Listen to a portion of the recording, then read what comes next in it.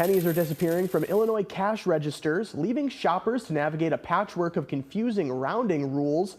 The U.S. Mint stopped making pennies in November, forcing retailers across the state to adjust totals. At the Abraham Lincoln Presidential Library and Museum gift shop in Springfield, staff post guides explaining which amounts round up or down. But small business owners warn that inconsistent systems frustrate customers and cut into already tight profit margins.